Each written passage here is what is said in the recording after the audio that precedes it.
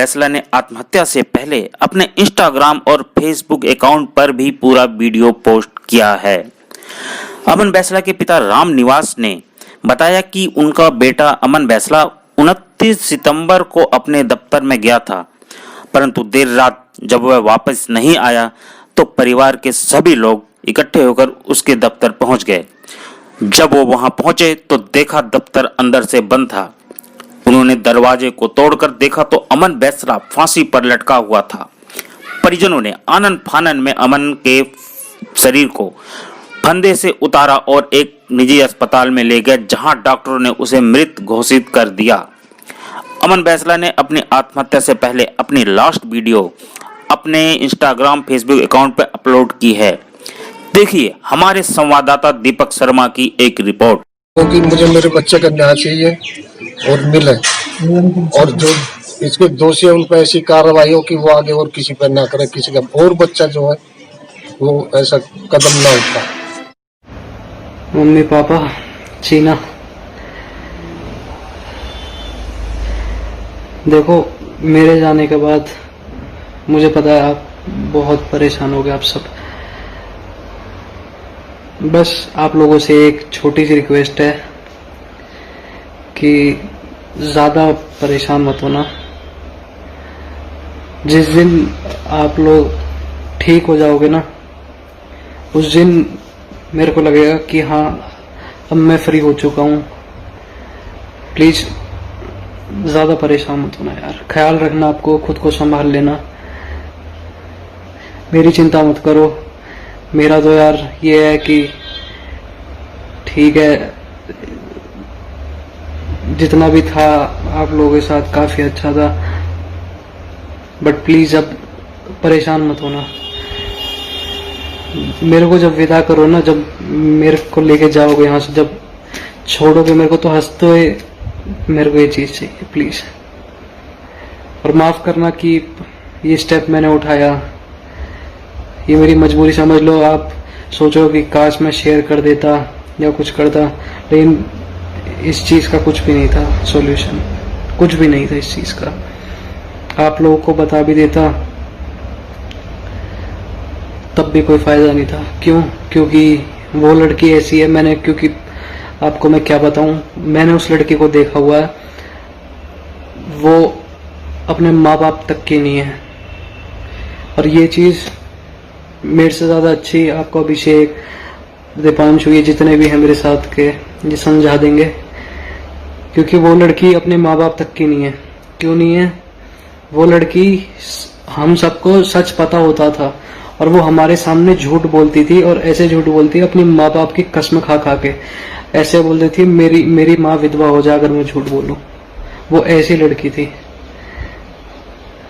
अगर मैं आपको बताया था ना, मुझे पता है आप लोग मेरे साथ खड़े रहते, ठीक है, पहले डांटते कि पहले क्यों नहीं बताया, मारते भी, उसकी कोई दिक्कत नहीं थी, लेकिन आप मेरे को बिल्कुल सपोर्ट करते, मैं आपकी नज़रों में हमेशा ठीक रहता।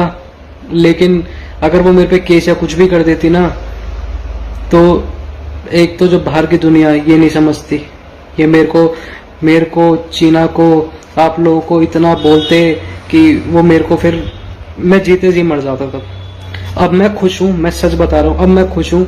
मेरे को ये है कि हाँ, आप लोगों के साथ जितना भी टाइम मेरे को मिला बहुत अच्छा मिला है। ये जो मार्च, ये सब करने का पहले था, लेकिन वो तो लॉकडाउन हो गया, उस वजह से मैं अब यहाँ पे था आप लोगों के साथ इतना टाइम। तो बस यही बात है, खुश हूँ मैं। ऐसा कोई मेरे मन में 1% गम नहीं है। बस जो एक गम है वो ये है कि आप लोगों के लिए मैं कुछ इतना नहीं कर पाया।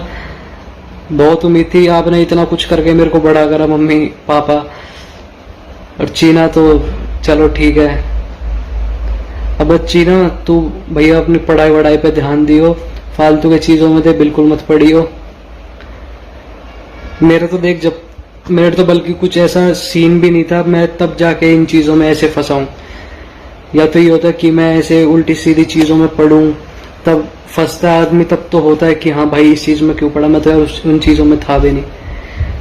तो कोई बात नहीं, आप बस अपना ख्याल रखना। चीना तू भी अपना ख्याल रखियो बहन, सबका ख्याल रखना घर पे। बस यही बात है।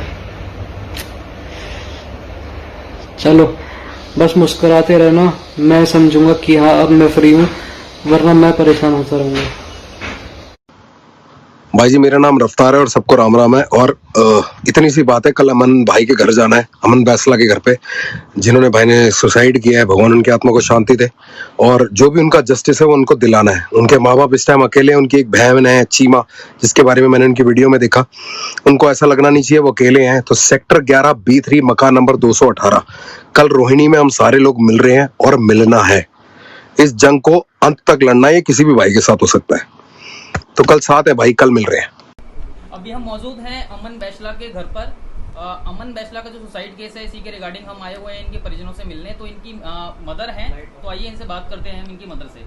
जी आंटी जी बताइए। भैया ऐसा हुआ है, मेरे बेटे ने सुसाइड कर लिया, वो तो आप लोगों को सबको पता होगा। दिल्ली पुलिस बिल्कुल भी कुछ भी नहीं सुन रही है। 4 घंटे तक कोई वहाँ पे पहुँचा नहीं है। हम बच्चे को किस तरीके से हॉस्पिटल लेके गए हुए हैं, कोई पूछताछ नहीं हो रही है, कोई FIR दर्ज नहीं हो रही है। जब उसका परिवार, उसका समाज आ गया है, जब इन्होंने मजबूरी में FIR दर्ज करी है उसकी, और हमें बताया गया अरेस्ट कर लिया है। हमें रात 10:30 बजे पता चला है कि उसको छोड़ दिया गया है। ये क्या गुंडागर्दी चल रही है? किसको छोड़ दिया गया है? नेहा जिंदल और वो क्या है वो सुमित गोस्वामी, और एक तो अरेस्ट अभी हुआ ही नहीं है। वो तो अरेस्ट हुआ ही नहीं है ना अभी। ये घटना कब की है आंटी जी? ये 29 तारीख की है। और FIR की कॉपी कब मिली आपको? ये संडे को, कितने संडे को क्या डेट थी? 4 अक्टूबर को मिली है। वो भी जब समाज आया है, परिवार उसका इकट्ठा हुआ है, उसके दबाव में इन्होंने करा है। उससे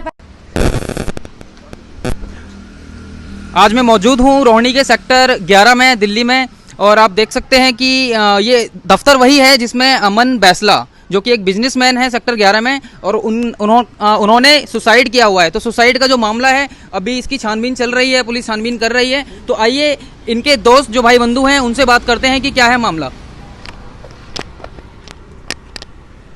जी बताइए कि अमन बैसला के बारे में आप क्या कहना चाहते हैं? अमन बैसला का क्या है कि इसके सुसाइड हुआ है, क्या हुआ है, क्या जानते हैं आप? देखो जी भाई, पूरी वीडियो बनाकर गया है बकायदा इंस्टाग्राम पे लाइव, IGTV पे आप देख सकते हो, सारे प्रूफ के साथ भाई बताकर गया है सुमित गोस्वामी, नेहा जिंदल के बारे में, जो भी उन्होंने करा भाई के साथ। उसके बाद भाई ने सुसाइड करी है। तो 3-4 दिन तक FIR हमारी हुई नहीं है। जब हम लोगों ने प्रोटेस्ट करा यहाँ पर, प्रोटेस्ट के बाद FIR हुई है। FIR में उन्होंने बोला लाइक सुमित गोस्वामी, नेहा जिंदल अरेस्ट हो चुके हैं। आ भी गए थे, अरेस्ट कर भी लिया था, बट उसी रात उनको रिहा कर दिया। अब यही नहीं पता क्यों रिहा करा। उसके अब 2 दिन बाद आज हम थाने गए हैं, भाई के जो भी एविडेंस थे उनको लेके। एविडेंस हमने दिए तो हम 10-12 लोग थे थाने में। जैसे घुसे तो हमें लेडी पुलिस कहती है कि पूरा गांव उठकर आ जाता है, बाहर चलो।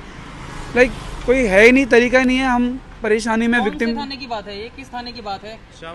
शाहबाद डेरी थाना है, रोहिणी सेक्टर 11। तो उसके बाद SHO के पास एविडेंस लेके गए तो हम लाइक वीडियो बना रहे थे लाइव कि हाँ अपने एविडेंस हम दे रहे हैं। तो उन्होंने हमें बाहर से धमका कर बाहर निकाल दिया और बोला जो भी अंदर है उसको बिठा के मुकदमा उस पर यहाँ पर।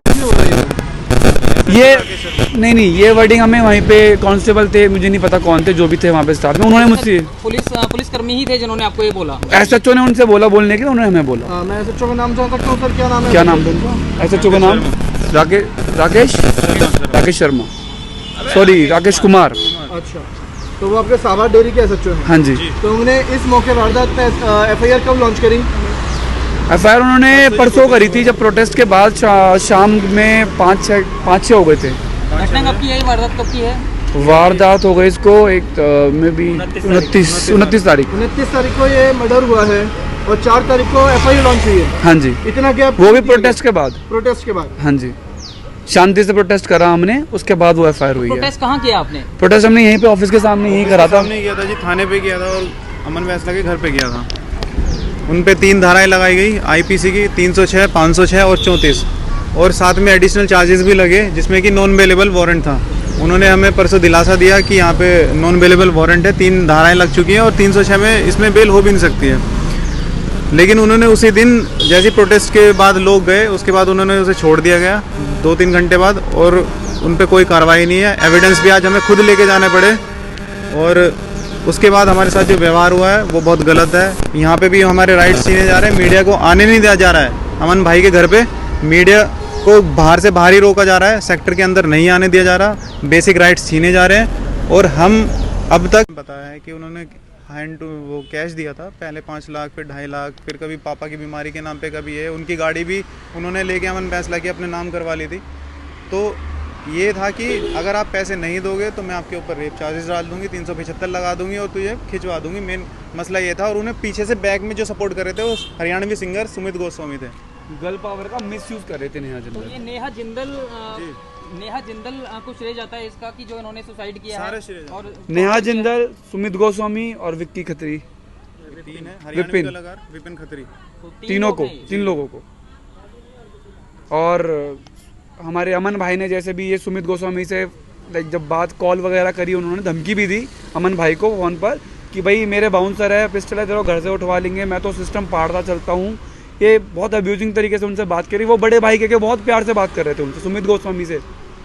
तो ये चीज़ें तो सीधा ब्लैकमेलिंग, बहुत ज़्यादा हैरेस कर दिया बंदे को। तो इंसान क्या करे लास्ट में आके? उसे यही लगा कि भाई कि लड़की का चक्कर में उस पर कोई गलत दाग ना लग जाए, फैमिली पे दाग ना लग जाए। क्योंकि हमारी जो ये दिल्ली पुलिस है, जो भी है, पहले लड़की का मामला सुनते लड़के को उठा लेती है, कुछ सुनती नहीं है उससे पहले।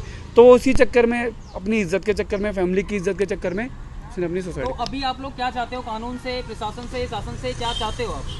भाई को इंसाफ चाहिए। नेहा जिंदल, ये सुमित गोस्वामी और ये विपिन खत्री को, इनको फांसी हो, जो भी कड़ी से कड़ी सज़ा हो ना, वो इनको दिलाएं।